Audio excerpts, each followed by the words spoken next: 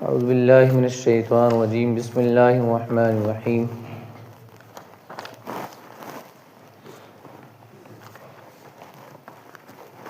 حرمت علیکم امہاتکم وبناتکم واخواتکم وعماتکم الی آخر الآیہ صدق اللہ العظیم۔ سورہ نساء 5واں پارہ، اس سے اگلے آیت سے شروع ہو جائے گا۔ اس میں حرام رشتوں کو ذکر کیا گیا ہے کہ جن سے نکاح کرنا حرام ہے، ان رشتوں کو اب اس آیت میں ذکر کیا ہے۔ کچھ تو ہر معاشرے نے اپنے اپنے اصول بنا رکھے ہیں، جیسے ہمارے یہاں الگ الگ اصول بنے ہوئے ہیں،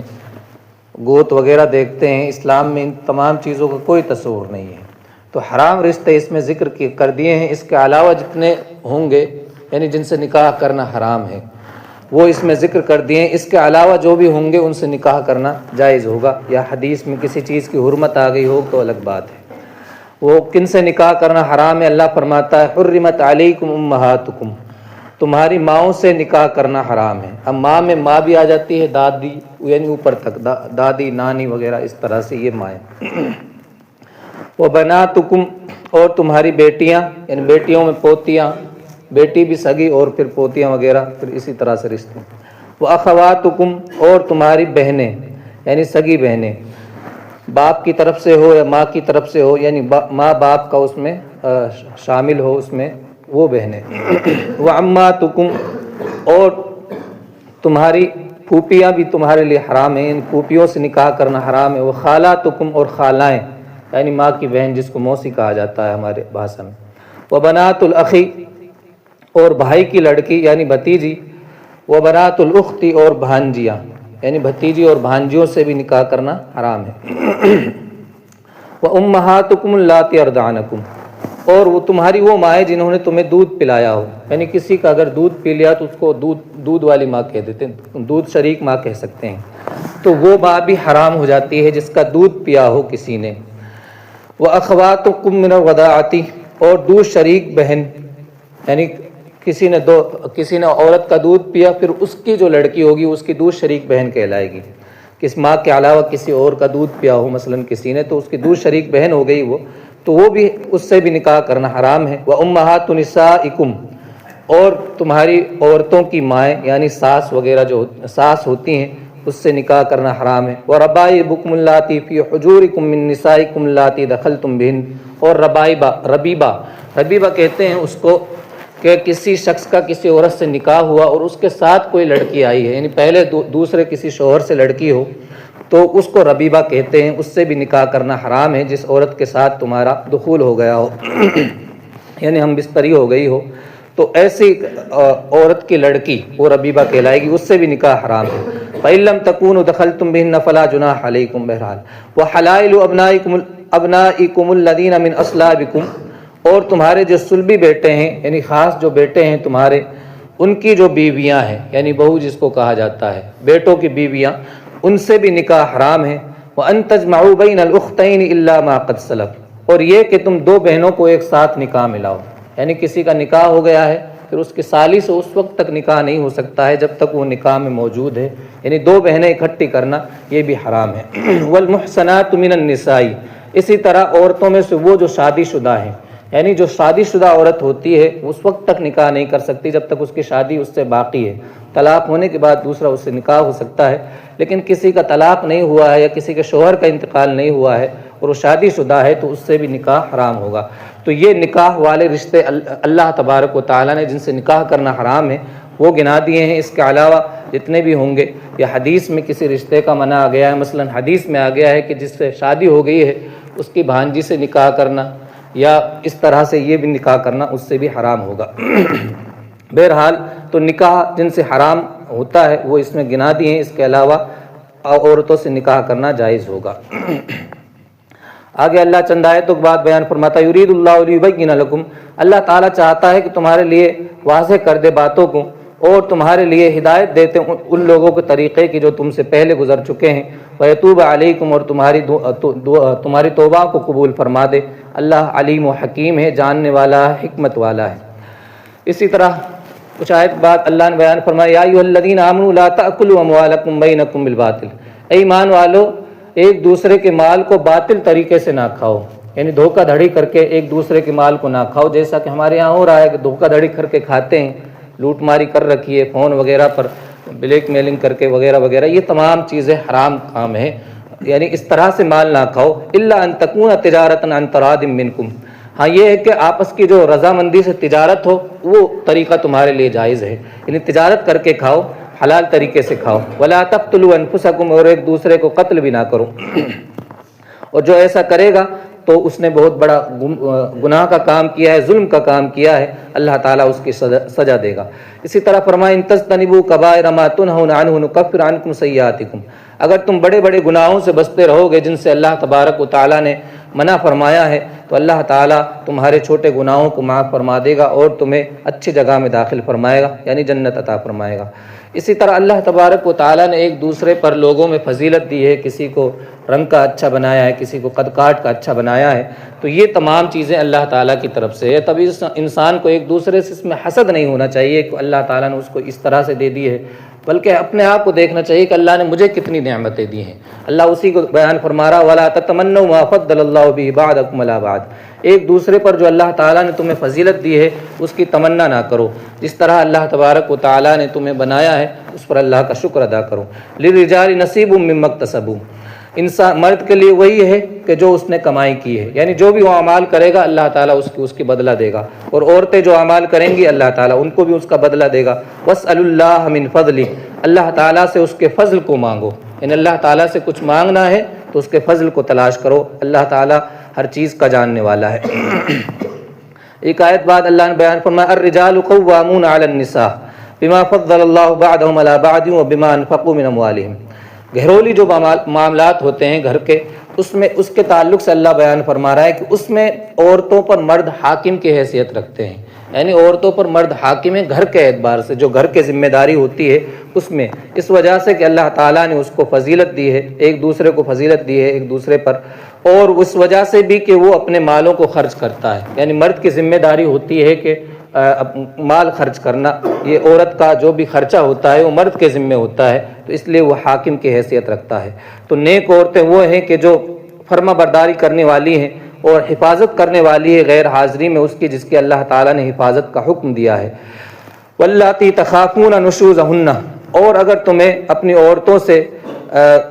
نافرمانی کا خوف ہو، یعنی عورتیں اگر نافرمانی کر رہی ہیں کسی معاملات گھر کے معاملات میں، تو اللہ کہتا ہے فَعِظُوهُنَّ، تو ان کو سمجھاؤ، اچھی طریقے سے ان کو سمجھانے کی کوشش کرو، پھر بھی نہیں مانتی ہیں وَاهْجُرُوهُنَّ فِي الْمَضَاجِعِ، ان سے قطع تعلق کر لو، اپنے بستروں کو الگ کر لو۔ وَاضْرِبُوهُنَّ، اور پھر تیسری صورت یہ ہے کہ ان کو مارا بھی جا سکتا ہے سمجھانے کے لیے، لیکن مارنے کا مطلب یہ نہیں ہے کہ ان کو ایسے مارا جائے کہ چوٹ ان کو پہنچے، صرف احساس دلانے کے لیے۔ الحدیث میں اس کا صاف صاف آیا ہے کہ چوٹ دینے کے لیے نہیں مارا جائے، بلکہ صرف اس کو احساس ہو جائے، اتنا مارا جائے، اور ایسا نہیں کہ اس کے ہڈیاں پسلیاں الگ الگ کر دی جائے معاذ اللہ، اس طرح سے مارنا حرام ہوگا اگر چوٹ کے لیے پہنچانے کے لیے کوئی مارتا ہے تو۔ چند آیتوں کے بعد اللہ تبارک و تعالی نے ارشاد فرمایا ان اللہ لا یظلم مثقال ذرہ، بے شک اللہ تبارک و تعالی ذرے برابر بھی کسی پر ظلم نہیں کرتا ہے۔ وَإِن تَكُ حَسَنَةٌ يُضَاعِفْهَا، اور اگر کوئی نیکی کرتا ہے تو اللہ تعالیٰ اس کو بڑھا دیتا ہے۔ وَيُؤْتِ مِن لَّدُنْهُ أَجْرًا عَظِيمًا، اور اپنے پاس سے بڑا اجر عطا فرماتا ہے۔ فَكَيْفَ إِذَا جِئْنَا مِن كُلِّ أُمَّةٍ بِشَهِيدٍ، اس وقت کیا حالت ہوگی جب ہر گروہ میں سے ہر امت میں سے اللہ ایک گواہ کو لائے گا۔ وَجِئْنَا بِكَ عَلَىٰ هَٰؤُلَاءِ شَهِيدًا، اور حضور علیہ الصلوٰۃ والسلام سے کہا کہ ہم بھی آپ کو آپ کی امت کے خلاف گواہ کے طور پر لائیں گے، یعنی اللہ کے نبی علیہ الصلوٰۃ والسلام اس امت کے خلاف بھی گواہی دیں گے۔ گواہی دینے کا مطلب کیا ہے؟ حضور کہیں گے کہ اللہ میں نے ان کے لیے بات کو پہنچا دیا تھا، اب انہوں نے عمل نہیں کیا، یہ ان کی ذمہ داری ہے، میں نے تو اپنا کام پورا کر دیا تھا۔ اب اللہ کے رسول صلی اللہ علیہ وسلم کی جو بھی باتیں تھیں وہ ہم تک پہنچ چکی ہیں قرآن کی صورت میں، حدیث کی صورتوں میں، اگر لوگ عمل نہیں کریں گے تو وہ خود اپنے ذمہ دار ہوں گے۔ اللہ کے رسول علیہ الصلوٰۃ والسلام نے اپنی ذمہ داری کو پورا فرما دیا ہے۔ آگے فرمایا یومئذ یود الذین کفروا وعصوا الرسول،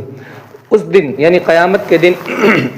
وہ لوگ جنہوں نے کفر کیا اور وہ لوگ جنہوں نے اللہ کے رسول کی نافرمانی کی، لو تسوا بہم الارض، وہ آرزو کریں گے کہ کاش ان کو زمین کے برابر کر دیا جاتا، یعنی ان کا نام و نشان مٹا دیا جاتا، زمین میں ملا دیا جاتا۔ لیکن ایسا ہوگا نہیں، اللہ تعالیٰ کی طرف سے سزا ضرور ملے گی اگر کوئی نافرمانی کرے گا۔ ولا یکتمون اللہ حدیثا، اللہ تبارک و تعالیٰ کی باتیں ختم نہیں ہوتی ہیں، اللہ تبارک و تعالیٰ سے کوئی بھی چیز پوشیدہ نہیں ہوتی ہے، کوئی بھی بات پوشیدہ نہیں ہوتی ہے۔ پھر آگے اللہ تعالیٰ نے بیان فرمایا کہ نماز کے قریب بھی مت جاؤ جب تم نشے کی حالت میں ہو۔ یہ شروعات میں جب شراب کی اجازت تھی تو کچھ لوگ شراب پی کر نماز پڑھ لیا کرتے تھے تو الفاظ غلط نکل جایا کرتے تھے، پھر بعد میں تو شراب کو حرام ہی کر دیا تھا، لیکن پہلا حکم یہ آیا، پہلے تو اس سے بھی آ گیا تھا شراب میں نقصان ہے، پھر اب یہ حکم آیا کہ شراب کی حالت میں، نشے کی حالت میں نماز کے قریب نہیں جانا ہے،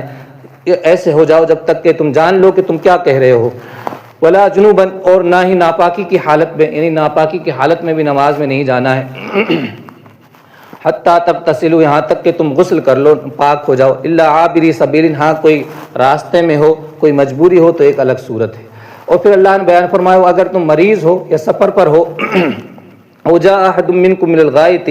او لامستم النساء، یعنی کسی بھی طرح سے ناپاک ہو جاؤ تو پانی نہ پاؤ، فتیمموا صعیدا طیبا، یعنی کسی کو اگر پانی میسر نہ ہو یا بیمار ہو، پانی استعمال کرنے سے نقصان پہنچ سکتا ہو تو وہ تیمم کر سکتا ہے۔ تیمم کا مطلب کیا ہے کہ مٹی پر ہاتھ مارنا ہے اور پھر منہ پر ہاتھ پھیرنا ہے اور پھر ہاتھوں پر یہاں تک کونیوں سمیت ہاتھ پھیرنا ہے، یہ تیمم کا طریقہ ہوتا ہے، نیت کر کر تیمم کی۔ اور تیمم وضو کے لیے بھی ہو سکتا ہے، غسل کے لیے بھی ہو سکتا ہے۔ تو یہ تیمم کی اللہ تبارک و تعالیٰ نے اجازت دی ہے اگر کسی کو پانی سے نقصان ہو یا پانی پر قدرت نہ ہو، یعنی پاس میں پانی نہ ہو، تقریباً 3 میل دور تک پانی نہ ہو تو۔ چند آیتوں کے بعد اللہ تبارک و تعالیٰ نے ارشاد فرمایا ان الذین کفروا بآیاتنا سوف نصلیہم نارا، جو ہماری آیتوں کا انکار کرتے ہیں ہم اس کو دوزخ میں داخل کر دیں گے، اور دوزخ کی سزا ایسی ہوگی کہ جب اس میں جلایا جائے گا، ان کی کھالیں جب جل جائیں گی، پک جائیں گی بالکل، تو اللہ تعالیٰ ان کھالوں کو دوبارہ سے بدل دے گا، پھر دوبارہ سے ان کو اسی طرح سے سزائیں ملتی رہیں گی جو بھی اللہ کی آیتوں کا انکار کرتے ہیں۔ برخلاف وہ جو ایمان لاتے ہیں اور نیک عمل کرتے ہیں تو اللہ تعالیٰ ان کو جنتوں میں داخل فرمائے گا۔ پھر اللہ نے بیان فرمایا ان اللہ یأمرکم ان تؤدوا الامانات الی اہلیہا، بے شک اللہ تمہیں حکم دیتا ہے کہ امانتوں کو ان کے اہل کے سپرد کرو، یعنی جو جس چیز کے لائق ہے اس کو وہ مرتبہ دو، اس کو وہ ذمہ داری دو، اس کی جس کے، یا اس کا یہ مطلب ہے کہ اگر تمہارے پاس کسی کی امانتیں ہیں تو اس کی امانتوں کو واپس کر دو، امانتوں میں خیانت نہ کرو۔ وَإِذَا حَكَمْتُمْ بَيْنَ النَّاسِ أَن تَحْكُمُوا بِالْعَدْلِ، اور لوگوں کے درمیان جب فیصلہ کرو تو انصاف کے ساتھ فیصلہ کرو، یہ بہت اچھی بات ہے جس کا اللہ تعالیٰ تمہیں نصیحت کر رہا ہے۔ اسی طرح اللہ نے بیان فرمایا ایمان والو اطیعوا اللہ و اطیعوا الرسول، اللہ کی اور اس کے رسول کی اطاعت کرو، اور تم میں سے جو اولی الامر ہے یعنی جو حکومت میں ہے اور اللہ اور رسول کے مطابق فیصلہ کر رہا ہے تو اس کی بھی اطاعت کرنا تم پر لازم ہے۔ ہاں اگر وہ کوئی اللہ کے رسول کے خلاف کوئی حکم کر رہا ہے تو اس کی اطاعت کرنا تم پر لازم نہیں ہوگا۔ پھر منافقین کا ذکر ہوا کہ وہ کچھ باتوں میں اللہ کے رسول صلی اللہ تعالی وسلم کی بات نہیں مانتے تھے یا ان کے پاس فیصلہ نہیں لے جاتے تھے، تو انہی کے تعلق سے اللہ نے بیان فرمایا اور بیان فرمایا وَمَا أَرْسَلْنَا مِن رَّسُولٍ إِلَّا لِيُطَاعَ بِإِذْنِ اللَّهِ، رسول کو تو ہم بھیجتے ہی اس لیے ہے تاکہ اس کی اطاعت کی جائے اللہ کے حکم سے، یعنی رسول کو اللہ تعالیٰ دنیا میں بھیجتا ہی اس لیے کہ اس کی بات کو مانا جائے، اور اگر ان لوگوں سے کوئی ظلم ہو جائے یعنی گناہ کا کام ہو جائے تو اللہ کے نبی کے بارے میں بیان فرمایا جاؤ کا، ان کو آپ کے پاس آنا چاہیے اور ان کو توبہ کرنی چاہیے، اور اللہ کے رسول ان کے لیے استغفار کر دیں تو اللہ تعالیٰ کو وہ تواب یعنی توبہ قبول کرنے والا اور رحم کرنے والا پائیں گے۔ اور فرمایا فلا وربک لا یؤمنون، اللہ کے اور تمہارے رب کی قسم وہ شخص ہرگز مومن نہیں ہو سکتا جو اپنے فیصلے اللہ کے رسول علیہ الصلاۃ والسلام سے نہیں کرواتا ہے، اور جب اللہ کے رسول فیصلہ کر دے تو اپنے دل میں کوئی تنگی بھی نہیں پاتا ہے، یعنی یہ حالت ہونی چاہیے مومن کی کہ اپنا فیصلہ جو کروائے اللہ کے رسول سے کروائے، مطلب کیا ہے اللہ کے رسول کے حکم کے مطابق اپنا فیصلہ کروانا چاہیے، اور جس طرح کا بھی فیصلہ ہو جائے پھر اس میں کوئی دل میں تنگی بھی نہیں ہونی چاہیے۔ اور اللہ بیان فرمائے وَمَن یُطِعِ اللَّهَ وَالرَّسُولَ فَأُولَٰئِکَ مَعَ الَّذِینَ أَنْعَمَ اللَّهُ، اور جو اللہ اور اس کے رسول کی اطاعت کرتا ہے تو وہ ان لوگوں کے ساتھ ہوگا جن پر اللہ نے احسان فرمایا ہے، یعنی قیامت کے دن نبیوں کے ساتھ میں ہوگا، صدیقین کے ساتھ میں ہوگا، شہیدوں کے ساتھ اور نیک لوگوں کے ساتھ ہوگا، اور اللہ نے بیان فرمایا یہ بہت ہی اچھے ساتھی ہیں۔ پھر اللہ تبارک و تعالیٰ نے جنگ کی بھی اجازت دی ہے اور ان لوگوں کے لیے لڑنے کا کہا ہے کہ جو کہیں پھنسے رہتے ہیں، مسلمان کمزور ہوتے ہیں اور ان لوگوں کے حق میں لڑنے کے لیے بھی اللہ تبارک و تعالیٰ کا ان آیتوں میں حکم آیا ہے۔ پھر بیان فرمایا ہے کہ ایمان والے یقاتلون فی سبیل اللہ، وہ اللہ کے راستے کے لیے یا اللہ کی رضا کے لیے وہ قتال کرتے ہیں، جنگ کرتے ہیں۔ جو کافر ہوتے ہیں وہ شیطان کے راستے کے لیے جنگ کرتے ہیں۔ فقاتلوا اولیاء الشیطان، شیطان کے دشمنوں سے قتال کرو۔ پھر آگے چند آیتوں بعد بیان فرمایا من یطع الرسول فقد اطاع اللہ، جس نے رسول کی اطاعت کی یعنی رسول کا حکم مانا اس نے اللہ ہی کا حکم مانا، یعنی رسول کا حکم گویا اللہ ہی کا حکم ہوتا ہے، اللہ کے رسول اپنی طرف سے کوئی بات نہیں کہتے ہیں۔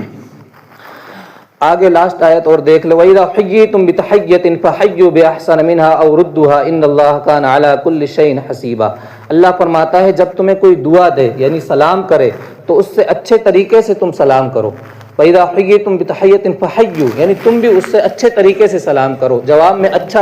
جواب دو، یا او ردوہا، یا اسی طرح کا سلام کر لو، یعنی یا اسی طرح لوٹا دو۔ مثلا تم سے کوئی السلام علیکم کہے تو تم وعلیکم السلام ورحمۃ اللہ، یعنی اس سے اچھا جواب دو۔ وبرکاتہ، اس طرح سے بڑھا کر جواب دو۔ وبرکاتہ تک ہی حدیث میں آیا ہے، اور یا ہو سکے تو اتنا ہی لوٹا دو، ایسا نہیں ہے کہ کسی کا سلام کا جواب ہی نہ دو غرور و گھمنڈ میں، اس طرح کا نہیں ہونا چاہیے۔ اللہ تبارک و تعالی ہمیں اعوذ باللہ من الشیطان الرجیم، بسم اللہ الرحمن الرحیم۔ اللہ لا الہ الا هو لیجمعنکم الی یوم القیامۃ لا ریب فیہ ومن اصدق من اللہ حدیثا۔ اللہ کے علاوہ کوئی معبود نہیں ہے اور وہ ضرور تم سب کو جمع کرے گا قیامت کے دن، جس میں کوئی شک نہیں ہے، اور اللہ تعالیٰ سے زیادہ سچی بات کسی اور کی نہیں ہو سکتی۔ یعنی اللہ تعالیٰ نے جو فرمایا ہے وہ حق فرمایا ہے کہ قیامت کے دن اللہ تبارک و تعالیٰ سب کو جمع کرے گا اور سب کو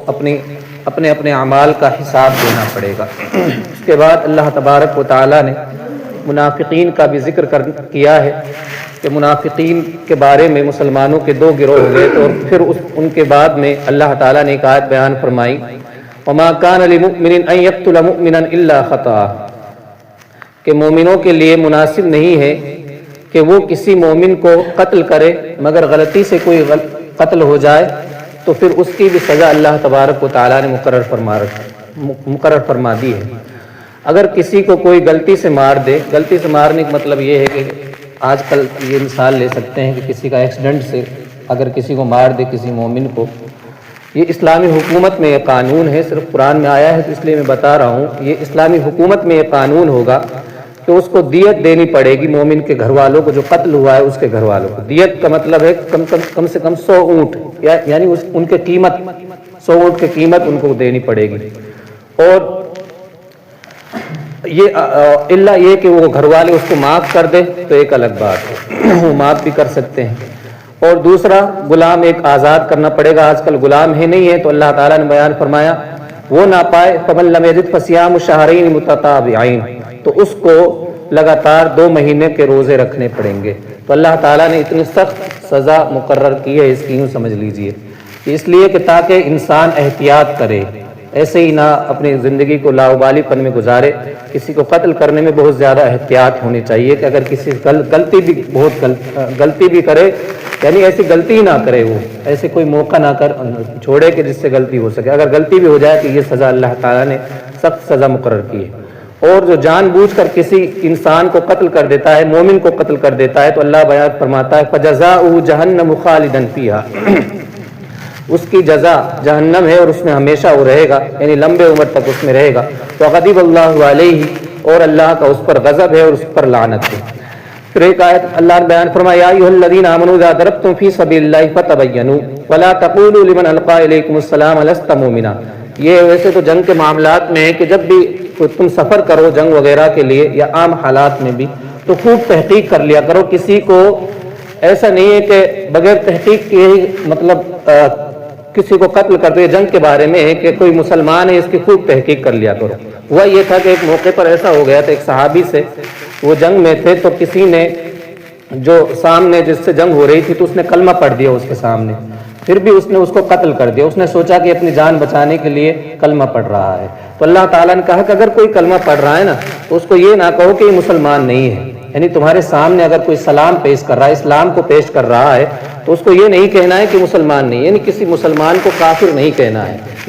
اس کے بارے میں اللہ تعالیٰ نے سخت تاکید فرمائی ہے کہ جو بھی ہمارا سامنے جو اسلام و مسلمانوں والا کام کر رہا ہے، کلمہ پڑھتا ہے، تو ہم اس کو کافر نہ کہیں۔ یہ سمجھ رہے ہیں آج کل یہ چیزیں بھی بہت پائی جاتی ہے، ایک دوسرے کو کافر کہنے والی چیزیں، تو اس سے ہمیں کو پرہیز کرنی چاہیے۔ پھر اللہ تبارک و تعالیٰ نے ایک چیز ذکر کی ہے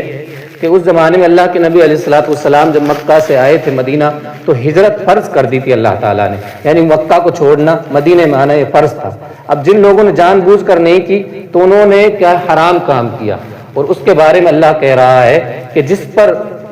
ہجرت کو فرض قرار دے دیا گیا ہو، پھر اس کی جب موت ہوتی ہے تو فرشتے اس کے ساتھ یعنی فرشتے کہتے ہیں تو ظالم انفسهم قالوا فيما كنتم، تم کس حالت میں گزارے تھے، تو وہ بہانہ بناتا ہے کہ ہم تو کیا ہے کہ یہ استطاعت نہیں رکھتے تھے، طاقت نہیں تھی ہم پر کیا نام ہے کہ ہجرت کر سکے۔ تو وہ کہتے ہیں کہ اللہ تعالیٰ کی زمین تو بہت وسیع تھی، تمہیں ہجرت کرنی چاہیے تھی۔ کہنے کا مطلب یہ کہ جو اللہ تعالیٰ کی طرف سے فرض ہو جائے نا، اس میں بہانے بنانے سے کوئی کام نہیں چلے گا اللہ تبارک و تعالیٰ کے نزدیک۔ جو فرض ہے تو اس کو کرنا لازمی ہوگا۔ تو ایک چیز اللہ تعالیٰ نے بیان فرمائی، وَإِذَا ضَرَبْتُمْ فِي الْأَرْضِ فَلَيْسَ عَلَيْكُمْ جُنَاحٌ أَن تَقْصُرُوا مِنَ الصَّلَاةِ، کہ جب تم سفر میں ہو تو اپنی نمازوں میں قصر کر لیا کرو۔ قصر کا حکم آ گیا۔ قصر کا مطلب یہ کہ جب کوئی انسان سفر کرتا ہے تقریباً 92-93 کلومیٹر دور کا، تو اس کو نماز قصر کرنی پڑتی ہے، 4 رکعت کی جگہ 2 رکعت اس کو پڑھنی پڑیں گی۔ فرض نمازیں جو ہوتی ہیں، مثلاً عصر کی اور ظہر کی جو نماز ہے، عشاء کی نماز ہے، فرض والی جو نماز ہے اس کو 2 ہی پڑھنی پڑیں گی۔ اور سنتوں کے لیے ٹائم نہ ہو تو ان کو چھوڑا بھی جا سکتا ہے۔ جو سنتیں موقدہ ہوتی ہیں وہ بھی غیر موقدہ کے حکم میں ہو جاتی ہے اگر کسی کے پاس ٹائم نہ ہو تو، لیکن فرض کو ضروری پڑھنی رہتی ہے، اور فرض میں بھی 4 والی 2 پڑھنی پڑیں گی، 2 والی تو 2 ہی پڑھنی ہے، اور 3 والی بھی 3 پڑھنی ہے، مغرب والی۔ پھر اللہ تبارک و تعالیٰ نے چند آیتوں کے بعد بیان فرمایا، فَإِذَا قَضَيْتُمُ الصَّلَاةَ فَاذْكُرُوا اللَّهَ قِيَامًا وَقُعُودًا وَعَلَىٰ جُنُوبِكُمْ، جب تم نماز ادا کر لو تو اللہ تعالیٰ کا ذکر کیا کرو، کھڑے ہو کر، بیٹھ کر، لیٹ کر، یعنی اللہ تعالیٰ کے ذکر میں ہمیشہ مشغول رہا کرو۔ فَإِذَا اطْمَأْنَنْتُمْ فَأَقِيمُوا الصَّلَاةَ إِنَّ الصَّلَاةَ كَانَتْ عَلَى الْمُؤْمِنِينَ كِتَابًا مَوْقُوتًا، اور یہ بھی بیان فرما دیا کہ نماز تمام مومنوں پر اس کے مقررہ وقت میں فرض ہے، یعنی جو وقت ہے اس میں اس پر فرض قرار دے دیے۔ ہر نماز کا ایک مقررہ وقت ہے جیسا کہ ہم جانتے ہیں، یعنی اس کو لیٹ کر کے پڑھنا یہ بھی گناہ میں شامل ہوگا۔ کوشش کرنی چاہیے کہ انسان کو نماز کو اپنے ٹائم پر پڑھ لیا کرے۔ پھر چند آیتوں کے بعد اللہ تبارک و تعالیٰ نے بیان فرمایا، وَمَن يُشَاقِقِ الرَّسُولَ مِن بَعْدِ مَا تَبَيَّنَ لَهُ الْهُدَىٰ، جو بھی اللہ کے رسول صلی اللہ تعالی وسلم کی نافرمانی کرتا ہے بعد اس کے کہ اس کے لیے ہدایت واضح ہو گئی ہے، یعنی اللہ کے رسول کا راستہ اس کو معلوم بھی ہے، اور مسلمانوں کے علاوہ کسی دوسرے مومنوں کے راستے کے علاوہ دوسرے راستے کو اختیار کرتا ہے، یعنی مومنوں سے مراد صحابہ کرام۔ صحابہ کرام کا جو طریقہ ہے، یا جس کو مومنوں نے اختیار کر لیا ہے جس راستے کو، اس کے علاوہ کوئی دوسرا راستہ اختیار کرتا ہے، نُوَلِّهِ مَا تَوَلَّىٰ، تو ہم اس کو پھیر دیتے ہیں اس کی طرف جہاں وہ پھر جاتا ہے، یعنی اس کو الگ کر دیتے ہیں، وَنُصْلِهِ جَهَنَّمَ، اور اس کو جہنم میں داخل کر دیں گے۔ تو یہ مومنوں کے راستے کے علاوہ، یعنی صحابہ کرام یا مومنین جس راستے پر متفق ہو جائیں، اس راستے کے علاوہ کسی راستے کو انسان اختیار کرتا ہے، رسول کی نافرمانی کرتا ہے، تو اس کے لیے بھی اللہ تعالیٰ نے جہنم ہی کا کہا ہے۔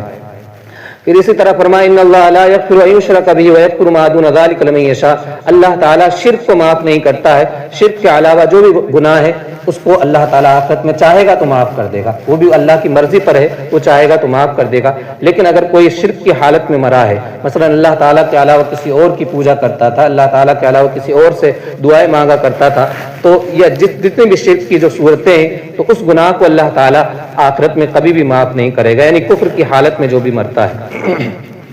شیطان کے تعلق سے بیان فرمایا کہ شیطان انسان کو کس طرح سے، شیطان نے اللہ سے کہا، لَأَتَّخِذَنَّ مِنْ عِبَادِكَ نَصِيبًا مَفْرُوضًا، کہ میں تیرے بندوں میں سے کچھ حصہ لے لوں گا، یعنی تیرے بندوں کو، اللہ سے کہا کہ میں تیرے بندوں کو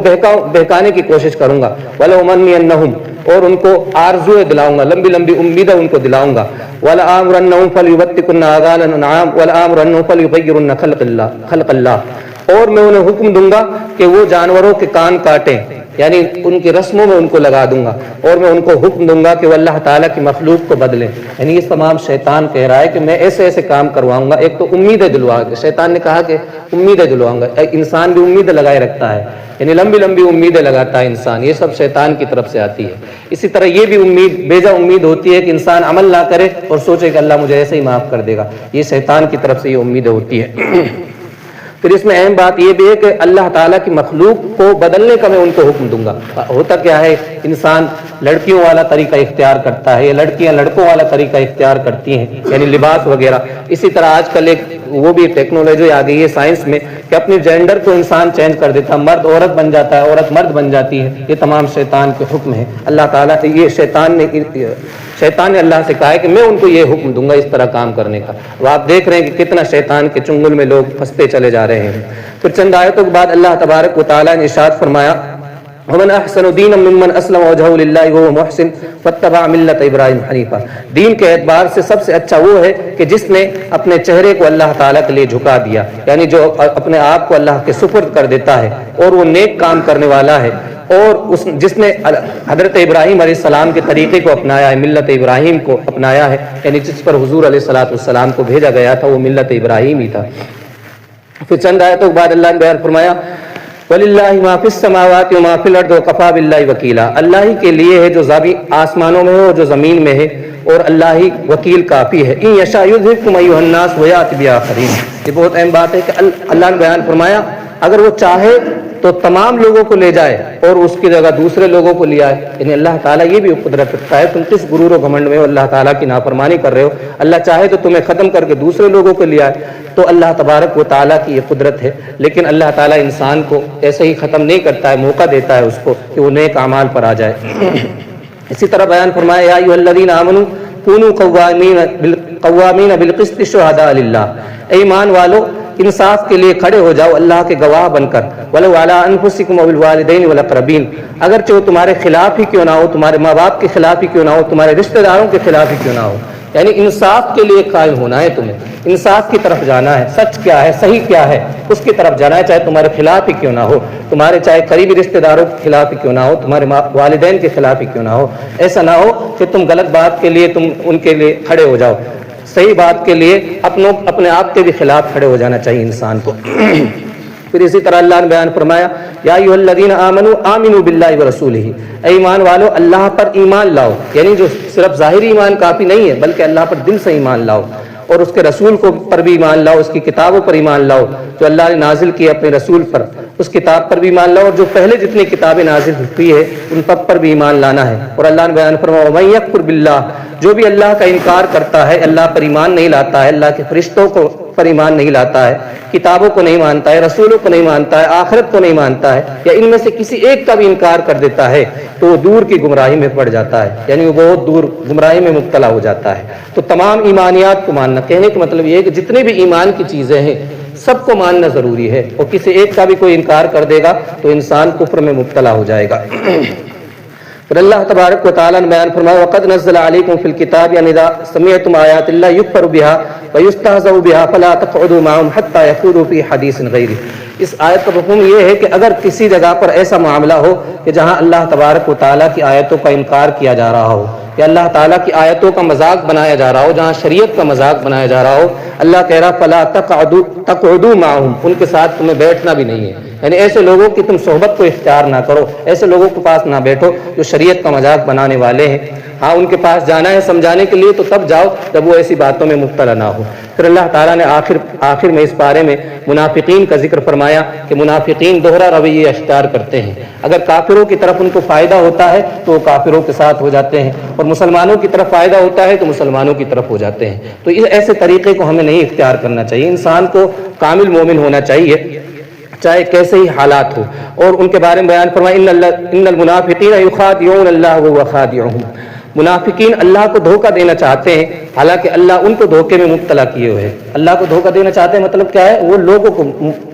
ایمان والوں کو دھوکہ دینا چاہتے ہیں اور وہ خود دھوکے میں مبتلا ہے، یعنی آخرت میں ان کو کیا ہے سخت سزا کا سامنا کرنا پڑے گا۔ اور ان کی یہ پہچان بتائی وَإِذَا قَامُوا إِلَى الصَّلَاةِ قَامُوا كُسَالَىٰ، جب وہ نماز میں کھڑے ہوتے ہیں نماز کے لیے تو وہ سستی کے ساتھ کھڑے ہوتے ہیں۔ اب یہ منافقوں کی پہچان اللہ کہہ رہا۔ منافق کون؟ جو صرف ظاہر میں مسلمان تھے، دل سے مسلمان نہیں تھے، اللہ کے رسول کے سخت دشمن رہتے تھے یہ لوگ، تو وہ نماز جب پڑھتے تھے تو بڑی سستی کے ساتھ پڑھتے تھے۔ یراؤن الناس، لوگوں کو دکھانے کے لیے نماز پڑھتے تھے۔ ولا یذکرون اللہ الا قلیلا، اور تھوڑا بہت ذکر کرتے تھے۔ نماز بھی اس لیے پڑھتے تھے کہ اللہ کے نبی صلی اللہ علیہ وسلم کے زمانے میں جو نماز نہیں پڑھتا تھا اس کو کوئی مسلمان بھی نہیں مانتا تھا، یعنی وہ اس کو کافر ہی سمجھتے تھے لوگ، تو دکھانے کے لیے ان کو نماز پڑھنی پڑتی تھی۔ صحابہ کرام تو کا یہ بہت سارے صحابہ کا یہ فتویٰ تھا جو نماز نہیں پڑھے گا وہ کافر ہی ہے۔ اب بتائیے اتنی سخت بات کہی جاتی ہے، یہ دکھاوے کے لیے اس لیے نماز پڑھتے تھے، تو یہ تذبذب کا شکار تھے۔ ان کے بارے میں اللہ نے بیان فرمایا منافقین کے بارے میں، ان المنافقین فی الدرک الاسفل من النار، جہنم میں سب سے نچلے طبقے میں منافقین کو رکھا جائے گا، یعنی جو اس طرح کی حالت جن کی ہوگی کہ جو دل سے مسلمان نہیں ہے صرف ظاہراً مسلمان ہے، تو وہ جہنم میں سب سے نیچے طبقے میں ہوں گے اور آخرت میں ان کا کوئی بھی مددگار نہیں ہوگا۔ ہاں یہ ہے کہ انسان توبہ کر لے، واصلحوا، اپنی اصلاح کر لے اور اللہ کی رسی کو مضبوطی سے تھام لے، یعنی قرآن مقدس پر عمل کرنا شروع کر دے اور اپنے دین کو اللہ کے لیے خالص کر لے، تو پھر وہ مومنوں کے ساتھ ہوگا۔ آخری آیت ہے ما یفعل اللہ بعذابکم ان شکرتم وآمنتم، بہت ہی اہم آیت ہے۔ اللہ نے بیان فرمایا اللہ تمہیں عذاب دے کر کیا کرے گا، یعنی اللہ تعالیٰ کو کیا فائدہ ہوگا تمہیں عذاب دینے سے، اللہ یہ فرما رہا ہے اللہ تمہیں عذاب دے کر کیا کرے گا، ان شکرتم وآمنتم، اگر تم شکر کرو گے اللہ کا احسان مانو گے، اللہ کی عبادت کرو گے اور اللہ پر ایمان لاؤ گے، تو اللہ کو کوئی فائدہ نہیں ہے تمہیں عذاب دینے سے، یعنی اللہ تعالیٰ کو تھوڑی مزہ آتا ہے کسی کو عذاب دینے میں، انسان خود اپنے آپ پر عذاب کو مسلط کرتا ہے۔ اللہ تعالیٰ کی بارگاہ میں دعا ہے کہ اللہ تعالیٰ ہمیں عمل کی توفیق